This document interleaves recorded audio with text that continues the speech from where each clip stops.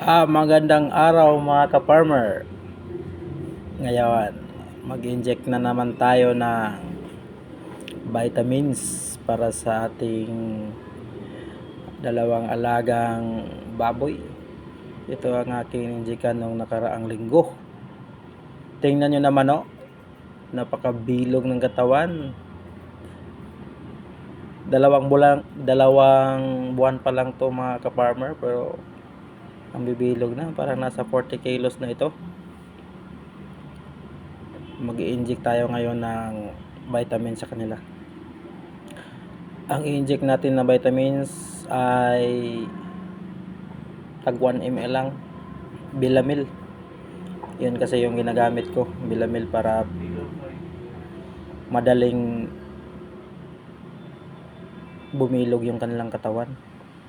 Sa pag-i-inject pala ng vitamins mga ka-farmer ay pwede rin lingguhan kayo mag-inject, o kung gusto nyong madaling lumaki yung inyong mga alaga, pwede every 3 to 4 days mag-inject kayo, interval.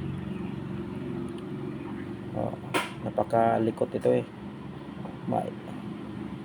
maidlas tong baboy na to. Ganyan lang ang pag-inject ko. Masimasin mo lang at saka turo. Yan, nice shot. Dito naman tayo sa kabila.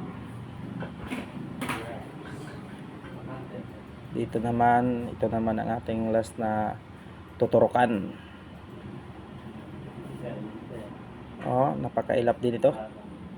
1 ml din ang ating ituturok dito. Ganyan lang ang pag-inject.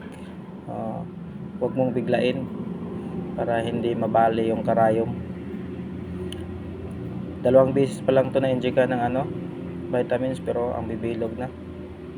Ang breed kasi nito is Pitrin at saka large white.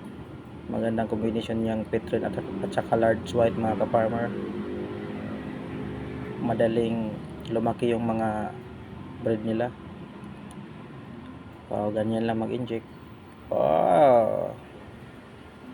May liwas pa. Yan lang mga ka-farmer ang pag-inject. Napakadali. Sa susunod na linggo ay inject